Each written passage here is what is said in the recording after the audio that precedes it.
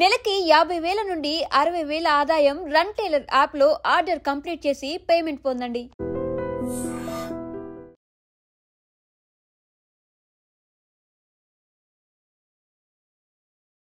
నమస్తే, welcome to I dream talking point with కవిత.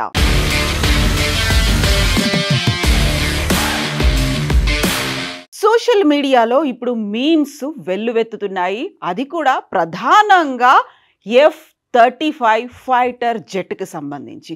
అందులో Kerala government, Kerala టూరిజంకి సంబంధించి అఫీషియల్ ట్విట్టర్ హ్యాండిల్లో పెట్టినటువంటి ఒక మీమ్ని మనం చూస్తున్నాము.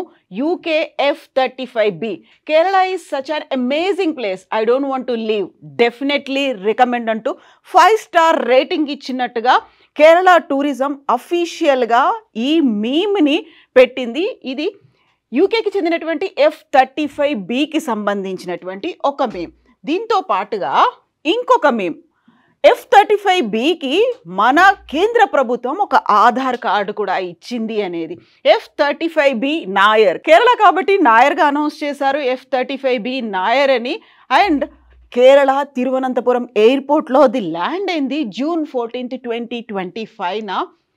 అండర్ రిపేర్లో ఉంది త్రివేంద్రం ఎయిర్పోర్ట్ అనేది. ఇది మాత్రమే కాదు, వందలు వేల సంఖ్యలో ఫైటర్ జెట్కి సంబంధించినటువంటి మీమ్స్ అన్నీ కూడా ఉన్నాయి. యాక్చువల్గా ఒక ఫైటర్ జెట్కి సంబంధించి ఇన్ని మీమ్స్ ఎందుకున్నాయి అదే మనం చూడబోతున్నాము. ఇక్కడ మనకు కనిపిస్తున్నటువంటి ఈ వీడియో కేరళ తిరువనంతపురం ఎయిర్పోర్ట్లో June 14న ల్యాండ్ అయినటువంటి ఫైటర్ జెట్కు సంబంధించినటువంటి విజువల్ ఇది. యాక్చువల్గా ఒక ఫైటర్ జెట్ ఎందుకని కేరళలో ఉన్నటువంటి తిరువనంతపురం ఎయిర్పోర్ట్లో ఎమర్జెన్సీ ల్యాండ్ అయింది అంటే ఇప్పటికి 21 డేస్ నుంచి కేరళ తిరువనంతపురం ఎయిర్పోర్ట్లో F-35B ఫైటర్ జెట్ అలాగే ఉంది. దీన్ని స్టెల్త్ జెట్గా అభివర్ణిస్తూ ఉంటారు. దీన్ని US చెందినటువంటి కంపెనీ డెవలప్ చేసింది. ప్రధానమైనటువంటి షేర్లన్నీ కూడా US దగ్గర ఉంటే 10% షేర్స్ నాటో దేశాలకు సంబంధించి దీన్ని డెవలప్ చేయడానికి యూస్ చేశారు. యాక్చువల్గా F-35B అనేది ఒక 5th జనరేషన్ యుద్ధ విమానం. దీనికి సంబంధించినటువంటి డీటెయిల్స్ మనం ఇప్పుడు చూస్తే F-35 fighter jet specifications and వేరియంట్స్కి సంబంధించి చూస్తే ఇందులో F-35లో 3 రకాల వేరియంట్లు ఉన్నాయి. అందులో F-35A, F-35B, F-35C అనేటువంటి 3 వేరియంట్లు ఉంటాయి. ఇందులో స్టెల్త్ టెక్నాలజీ అనేది ఉంటుంది, అన్డిటెక్టబుల్ బై రాడార్. యాక్చువల్గా ఏ యుద్ధ విమానమైనా, ఏ మిసైల్స్ అయినా, ఏ దేశమైనా దీన్ని ప్రయోగించింది అంటే అది రాడార్ కూడా డిటెక్ట్ చేయలేదు. యాక్చువల్గా ఒక దేశం నుంచి భౌగోళికంగా ఉన్నటువంటి ఆ లిమిట్స్ నుంచి ఇంకో దేశంలోకి ఏదైనా ప్రయోగించారు, ఒక ఫైటర్ జెట్ కావచ్చు, లేకపోతే ఆ మిసైల్స్ని ప్రయోగించారు, డ్రోన్లను ప్రయోగించారు అనుకున్నప్పుడు రాడార్ దాన్ని డిటెక్ట్ చేస్తుంది. బట్ దీన్ని స్టెల్త్ టెక్నాలజీ అంటారు. అంటే రాడార్లకు కూడా చిక్కకుండా వెళ్ళిపోతుంది. గంటకి 1200 మైళ్ళ వేగంతో ప్రయాణించేటువంటి ఇది రాడార్ టెక్నాలజీకి కూడా అందకుండా వెళ్ళిపోవడం అనేది. And classification multi role combat aircraft. దీన్ని వైమానిక దళంలో వాడవచ్చు, ఎయిర్ ఫోర్స్లో కూడా వాడుకోవచ్చు. Max take off weight can take off with a weight of up to 70,000 కేజెస్ని ఇది ఒకేసారి టేక్ ఆఫ్ చేసే సమయంలో యూస్ చేసుకోవచ్చు.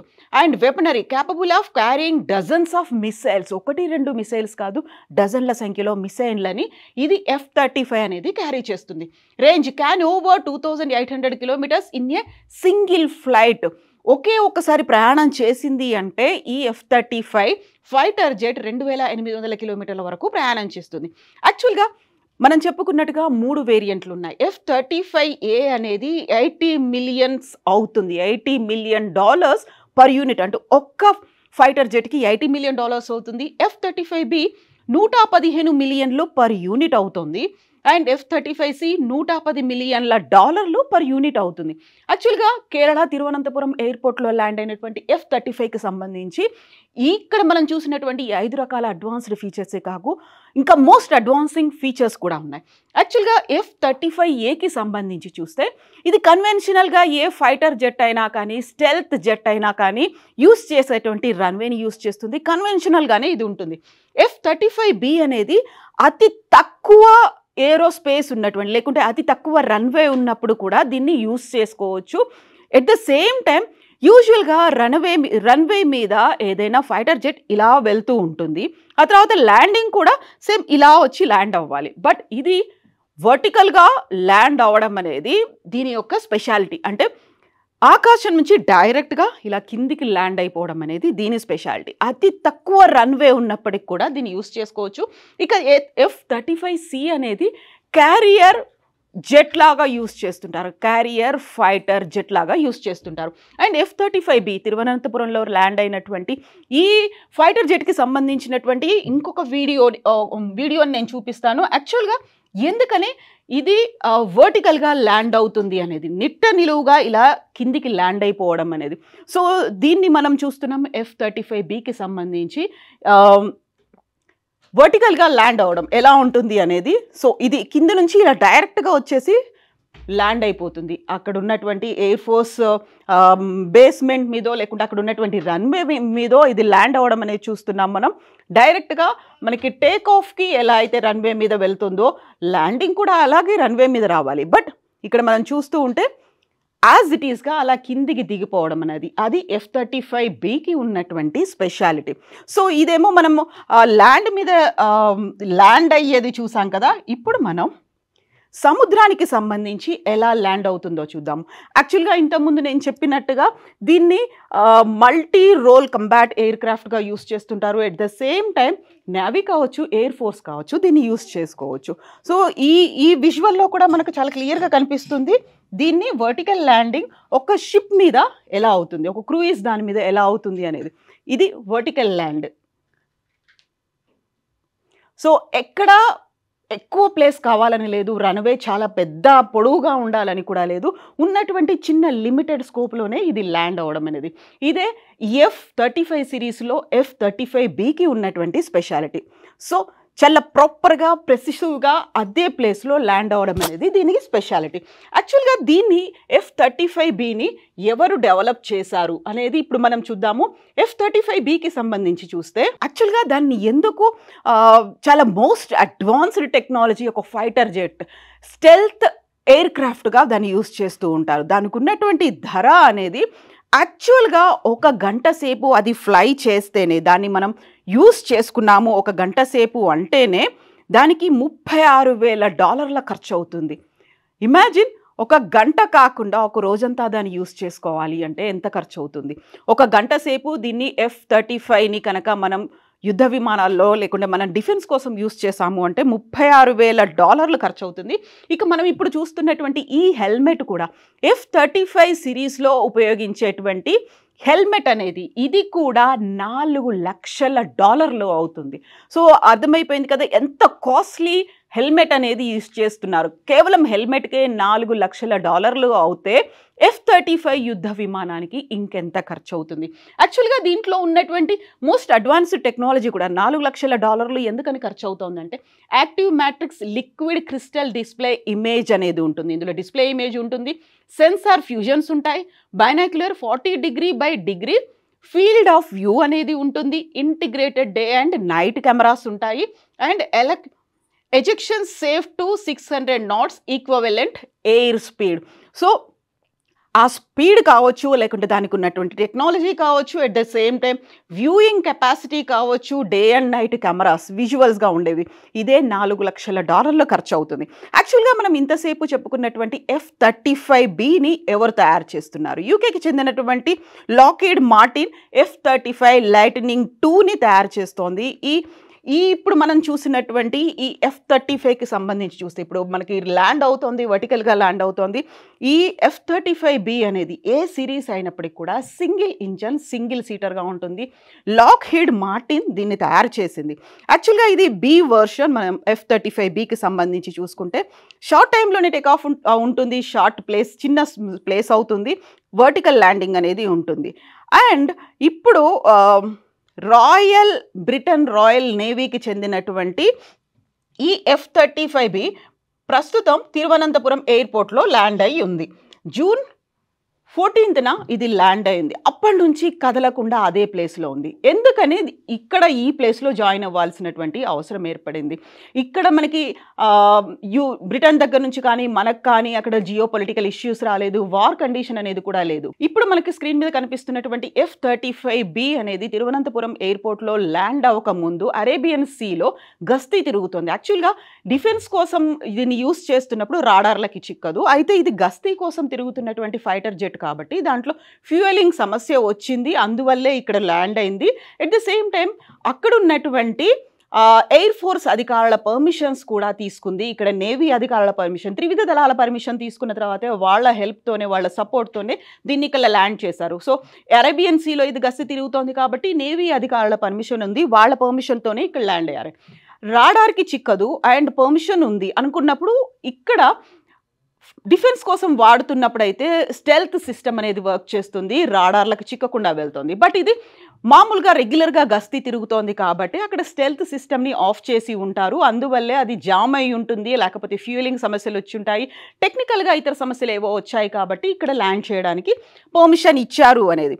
సో మనం ఇంతకుముందు చెప్పుకున్నట్టుగా లాక్హీడ్ మార్టిన్ అనేది దీన్ని తయారు చేసినప్పటికీ కూడా నాటో దేశాలు, ఆ తర్వాత యూకే, ఇటలీ, నార్వేలు దీని తయారీలో భాగస్వాములు అయ్యాయి.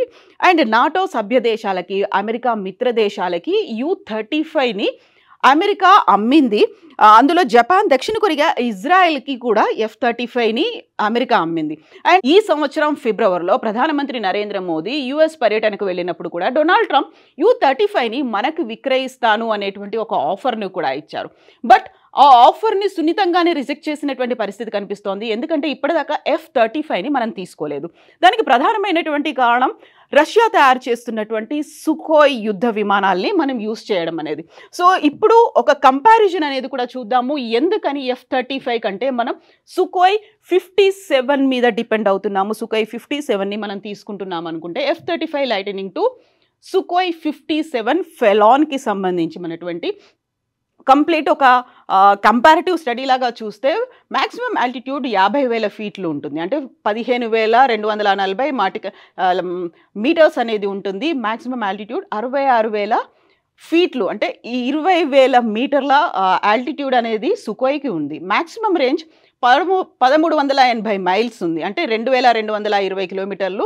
ఇంటర్నల్ ఫ్యూయలింగ్ అనేది చేసుకోవచ్చు, అంటే పైన వెళ్తూ ఉన్నప్పుడే రీఫ్యూలింగ్ సిస్టమ్ అనేది దీనికి F-35కి ఉంటుంది. అండ్ మ్యాక్సిమం రేంజ్ 2,175 మైల్స్ ఉంటే 3,500 కిలోమీటర్లు ఉంటుంది విత్ డ్రాప్ ట్యాంక్స్ అనేది దీనికి ఉన్నటువంటి ఫీచర్. ఇక రాడార్ రేంజ్కి సంబంధించి చూస్తే 150 నుంచి 200+ మైల్స్, అంటే 241 నుంచి 322 కిలోమీటర్లు ఉంటుంది. రాడార్ రేంజ్ సుకోయ్కి సంబంధించి చూస్తే 250+ మైల్స్ ఉంటుంది, 400 కిలోమీటర్లకి, అంటే ఎక్కువ రాడార్ రేంజ్ అనేది ఉంటుంది. అండ్ ఇంతకుముందు మనం చెప్పినట్టుగా F-35కి సంబంధించి $82 మిలియన్ ఖర్చు అవుతుంది. బట్ ఇది మాత్రం సుకోయ్ 35 నుంచి $50 మిలియన్ మనం కొనుక్కోవచ్చు. అందుకని మనం కొంచెం సుకోయ్ వైపే తొంగి చూస్తున్నాం, అంటే సుకోయ్ వైపే చూస్తున్నాము, సుకోయ్నే కొనడానికి ఇంట్రెస్ట్ చూపిస్తున్నాము అనేది. ఇక ఇప్పుడు సుకోయ్ 57 రష్యాకి సంబంధించినటువంటి యుద్ధ విమానంతో పాటుగా F-35 యుఎస్కి సంబంధించినటువంటి వీటి ఫీచర్స్ అనేవి కనుక చూస్తే ఇది జనరేషన్ 5th జనరేషన్వి. రెండు సుకోయ్ అండ్ F-35 రెండు కూడా 5th జనరేషన్కి సంబంధించినవి. క్రూ మెంబర్స్ ఒక్కొక్క పైలటే ఉంటారు. అండ్ మ్యాక్సిమం స్పీడ్ అనేది 2,600 కిలోమీటర్లు సుకోయ్కి ఉంటే 1,931 కిలోమీటర్లు దీనికి ఉంటుంది. అండ్ F-35కి ఉంటుంది. ఎండ్యూరెన్స్ అనేది 5 గంటల 40 నిమిషాలు ఉంటే 2 గంటల 36 నిమిషాలు F-35కి ఉంటుంది. ఇవన్నీ మనం చూసుకున్నప్పుడు ఎక్కువగా ఫీచర్స్ అనేది రష్యా దానికే ఉన్నాయి అండ్ కొంచెం తక్కువ ఖర్చుతోనే దీన్ని కొనొచ్చు. కాబట్టి ఇప్పటికీ మనమైతే సుకోయ్ వైపు చూస్తున్నాం. And coming back to F-35, మనకు తిరువనంతపురంలో ల్యాండ్ అయినటువంటి ఈ యుద్ధ విమానానికి సంబంధించి చూస్తే ల్యాండ్ అయిపోయి ఇప్పటికీ 21 డేస్ అయింది. కరెక్ట్గా ఈ రోజుకి 21 డేస్ అయింది. సో టెక్నికల్గా ఉన్నటువంటి సమస్య ఏంటో తెలీదు, బట్ ల్యాండ్ అయిన దాని దగ్గర నుంచి బ్రిటన్ రాయల్ నేవీకి సంబంధించినటువంటి ఈ యుద్ధ విమానానికి సంబంధించి ఇప్పటికీ కూడా అది ల్యాండ్ అయిన దగ్గర నుంచి టెక్నికల్ ఇష్యూస్ రాకూడదు. ఎట్ ద సేమ్ టైం దాని దగ్గరికి ఎవరు కూడా వెళ్ళకూడదు. కామన్గా మన నేవీ కావచ్చు, ఇతరులు ఎవరైనా పర్మిషన్ లేకుండానే వెళ్ళకూడదు. యాక్చువల్గా మోస్ట్ సెన్సిటివ్గా దీన్ని యూస్ చేస్తుంటారు. ఎందుకంటే రాడార్ వ్యవస్థని కూడా తప్పించుకునేటువంటి స్టెల్త్ సిస్టమ్ అనేది ఉంది కాబట్టి అక్కడికి వెళ్ళడానికి అది నో పర్మిషన్ జోన్గా పెట్టారు. దాన్ని ప్రొటెక్షన్లో ఉంది, సెక్యూరిటీ కూడా ఉన్నారు. అండ్ దీనికి ఉన్నటువంటి గార్డ్స్ ఇప్పుడు ఇక్కడ ల్యాండ్ అయిన దగ్గర నుంచి 20 రోజుల కింద ల్యాండ్ అయింది, ఈరోజు 21st డే, అప్పటి నుంచి కూడా హెచ్ఎంఎస్ ప్రిన్స్ ఆఫ్ వేల్స్ వాళ్ళ గార్డ్స్ మాత్రమే దీన్ని పరిరక్షిస్తూ ఉన్నారు. ఎవరైనా వెళ్ళాలి అనుకున్నా కానీ అక్కడికి దగ్గరికి కూడా వెళ్ళనివ్వని పరిస్థితి. అయితే ఇప్పుడు యాక్చువల్గా నేను చెప్పినట్టుగా ఒక గంట ఇది ఫ్లైట్ చేయాలంటే $36,000 అవుతుంది.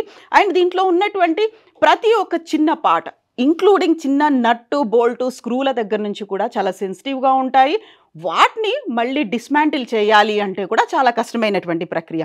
యాక్చువల్గా దీన్ని ఇక్కడ నుంచి తరలించడానికి కూడా చాలా కష్టపడాల్సిన పరిస్థితి వస్తోంది. దీన్ని తరలించడానికి ఇప్పుడు 40 మంది టెక్నికల్ టీం లాక్హీడ్ మార్టిన్ దగ్గర నుంచి, ఆ తర్వాత రాయల్ నేవీ దగ్గర నుంచి ఏరోస్పేస్ ఎక్స్పర్ట్స్, ఆ తర్వాత రాడార్ ఎక్స్పర్ట్స్ వీళ్ళందరూ కలిసి మాత్రమే ఇంక్లూడింగ్ టెక్నికల్ ట్రైనింగ్ తీసుకున్నటువంటి వాళ్ళు 40 మంది ఈరోజు కేరళలో ల్యాండ్ అయ్యారు. దీన్ని తీసుకెళ్లడం అనేది కూడా చాలా సింపుల్ ప్రక్రియ మాత్రం కాదు.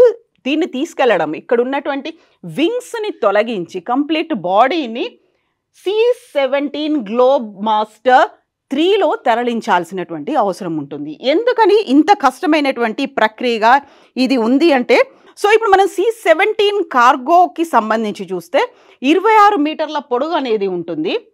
అండ్ మధ్యలో ఉన్నటువంటి వెడల్పు అతి తక్కువ వెడల్పు మాత్రమే ఉంటుంది, 4 మీటర్ల వెడల్పు మాత్రమే ఉంటుంది. ఇందులో C-35 అనేది పట్టడం కష్టం కాబట్టి వింగ్స్ని తొలగించి బాడీని తీసుకెళ్ళాలి. అండ్ వింగ్స్ను తొలగించే ప్రక్రియ కూడా చాలా సింపుల్గా నట్లు బోల్ట్లు విడదీసినట్టుగా కాకుండా ఎక్స్పర్ట్స్ మాత్రమే, ట్రైన్డ్ లైసెన్స్డ్ పర్సన్స్ మాత్రమే దీన్ని రిమూవ్ చేసి ఈ గ్లోబ్ మాస్టర్లో C-17 గ్లోబ్ మాస్టర్లో తీసుకెళ్ళాలి.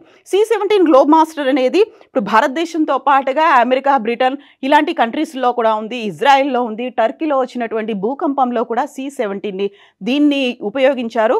ఎక్కువగా కార్గోలు క్యారియర్గా దీన్ని ఉపయోగిస్తూ ఉంటారు. సో దీన్ని F-35ని డిస్మాంటిల్ చేసి అంటే కేవలం రెక్కల్ని తీసేసి దీంట్లో తరలించాల్సినటువంటి అవసరం అయితే ఉంటుంది. అండ్ ఇంతకుముందు నేను చెప్పినట్టుగా గతంలో ఇలాంటి సమస్యలు ఏమైనా వచ్చాయా అంటే ఎగ్జాక్ట్గా వచ్చాయి. ఫ్లోరిడా నుంచి ఊటాకి వెళ్ళడానికి మధ్యలో ఇది ఆగిపోయినప్పుడు కూడా ఇలాంటి ప్రక్రియనే చేయాల్సి వచ్చింది. వింగ్స్ని విడదీసి తీసుకెళ్లారు. మోస్ట్ యూనిక్ కోడ్స్ అనేవి ఉంటాయి. విప్పడం కూడా జస్ట్ లైక్ దట్ విప్పరు. ప్రతి ఒక్క స్క్రూకి నట్టుకి కూడా కోడింగ్ అనేది ఉంటుంది. ఆ కోడింగ్ తెలిసిన వాళ్ళే తీస్తారు. అండ్ రాడార్ అందకుండా ఉంటుంది కాబట్టి మోస్ట్ సెన్సిటివ్గా ఉంటుంది. అది ఎక్స్పోజ్ అవ్వకుండా చూడాల్సినటువంటి అవసరం కూడా ఉంటుంది కాబట్టి టెక్నికల్ పర్సన్స్ వచ్చారు. 40 మంది వచ్చి దీన్ని విడదీసే ప్రక్రియ. అది వచ్చారు, ఇమ్మీడియట్గా విడదీశారు, తీసుకెళ్ళిపోతుంది C-17 గ్లోబ్ మాస్టర్లో అంటే దానికి కూడా టైం పడుతుంది. బట్ మనం ఎందుకని దీన్ని యాక్సెప్ట్ చేయలేదు, ఎందుకని మనం ఇంతకాలం ఇందులో ఉంచాము? ఇందులో ఉన్నటువంటి టెక్నికల్ ఇష్యూస్ వల్లే మనం రిజెక్ట్ చేశామా? ప్రధానమంత్రి నరేంద్ర మోదీ డొనాల్డ్ ట్రంప్ ఆఫర్ని రిజెక్ట్ చేశారా? సుఖై వైపే ఇంట్రెస్ట్ చూపిస్తున్నారా అన్నదానికి. అండ్ ఇక్కడ ఎందుకని పని చేయలేదు, మన తిరువనంతపురంలోనే ఎందుకని ల్యాండ్ అయింది? టెక్నికల్గా బోల్డ్ అన్ని అయితే క్వశ్చన్స్ ఉన్నాయి, వాటన్నిటికీ సంబంధించినటువంటి ఆన్సర్స్ ఇప్పటికి కూడా రాలేదు. బట్ ఇప్పుడున్నటువంటి ప్రస్తుతం ఉన్నటువంటి పరిస్థితుల్లో రిజెక్ట్ చేయకపోవడానికి అంటే రిజెక్ట్ చేయడానికి ప్రధానమైనటువంటి కారణం ఇలాంటి టెక్నికల్ ఇష్యూస్ ఉన్నాయనే రిజెక్ట్ చేశారా, లేకపోతే రిజెక్ట్ చేయడమే కాదు దీంట్లో ఉన్నటువంటి లోపాల్ని ఎత్తి చూపించడానికే మన ప్రభుత్వం కూడా ఒక పర్మిషన్ ఇచ్చిందా అనే దాంతోపాటుగా బోల్డ్ అని డౌట్స్ అయితే ఉన్నాయి. బట్ ప్రస్తుతానికైతే ఒక F-35 అనేది మీమ్ మెటీరియల్గా అయిపోయింది. దీని నుంచి ఇప్పుడు తీసుకెళ్ళడానికి కూడా ఈరోజు ల్యాండ్ అయ్యారు 40 మంది ఎక్స్పర్ట్స్, తీసుకెళ్ళడానికి కూడా that will take many days కాబట్టి చాలా చాలా ప్రొటెక్టివ్ ఎన్విరాన్మెంట్ అనేది ఉంది. అండ్ ఇక్కడ ఇంకొక ఇంపార్టెంట్ మనం మాట్లాడుకోవాల్సింది ఏంటంటే ఇన్ని రోజులుగా 21 రోజులుగా ఇది ఓపెన్ ఎయిర్లో మాత్రమే ఉంచారు. యాక్చువల్గా దీన్ని ఏదైనా షెడ్లో పెడదాము అనుకుంటే శాటిలైట్ లింక్స్ ద్వారా దీన్ని చెక్ చేస్తూ ఉంటారు. మానిటర్ అనేది 24/7 అవుతోంది. షెడ్లో కూడా పెట్టడానికి లేదు అన్నారు, అందుకే ఓపెన్ ఎయిర్లోనే ఉంచారు. బ్రిటన్ రాయల్ నేవీ దగ్గర నుంచి వచ్చినటువంటి ఒక రిక్వెస్ట్ కావచ్చు, లేకుంటే ఆర్డర్ కావచ్చు, చుట్టుపక్కల ఎవరిని అలౌ చేయనట్టుగానే దీన్ని కూడా ఓపెన్ స్పేస్లోనే అలాగే వదిలేయండి, షెడ్లో పెట్టకండి అనేటువంటి వార్త. సో వీటన్నిటి నేపథ్యంలో ఇప్పుడు F-35కి సంబంధించినటువంటి బోల్డ్ అన్ని క్వశ్చన్స్ ఉన్నాయి. మన దగ్గర ఎందుకు ల్యాండ్ అయింది, దాంట్లో టెక్నికల్ ఇష్యూస్ ఏమొచ్చాయి, మనమే జామర్లను పెట్టి, రాడార్ కాకుండా జామర్లను పెట్టి కమ్యూనికేషన్ సిస్టమ్ని మనం జామ్ చేసామా, ఇలాంటి డౌట్స్ అయితే ఉన్నాయి. ఫర్ నౌ ఇప్పటికైతే ఎవరు ఎలాంటి ఆన్సర్స్ ఇవ్వదలుచుకోలేదు. బట్ దీన్ని తీసుకెళ్ళిన తర్వాత బ్రిటన్ రాయల్ నేవీ ఏమైనా రెస్పాండ్ అవుతుందా, మన నేవీ పర్సన్స్ ఏమైనా రెస్పాండ్ అవుతారా అనేది చూడాలి. బట్ దీన్ని మాత్రం F-17 గ్లోబ్ మాస్టర్ 3లో తరలించబోతున్నారు. ప్రతి ఒక్క స్క్రూని నట్టుని కూడా చాలా జాగ్రత్తగా విడదీసిన తర్వాత మాత్రమే సేఫ్గా సెక్యూర్డ్గా తీసుకెళ్లే పరిస్థితులు ఉన్నాయి. నిజంగా ప్రస్తుతం ఉన్నటువంటి సమాజం దేనికి ప్రయారిటీ ఇస్తుంది? ఆర్థిక సంబంధాల చుట్టూ మాత్రమే తిరుగుతుంది. మళ్ళీ ఎన్నికలంగానే చాలా విరక్తి కలుగుతుంది. మంచి అనిపిస్తుంది కదా, లేడీస్ కూడా ఛాలెంజింగ్ జాబ్స్ చేసినప్పుడు చాలా బాగుంటది. ట్రాఫిక్ అసిస్టెంట్స్ గా నియమించిన ట్రాన్స్జెండర్స్ అందరితో సాల్యూట్ చేయించుకుంటున్నారు. ఫుడ్ డెలివరీ ఇవ్వటానికి వెళ్ళినటువంటి డెలివరీ బాయ్ అనిల్ పై కళ్ళ ముందు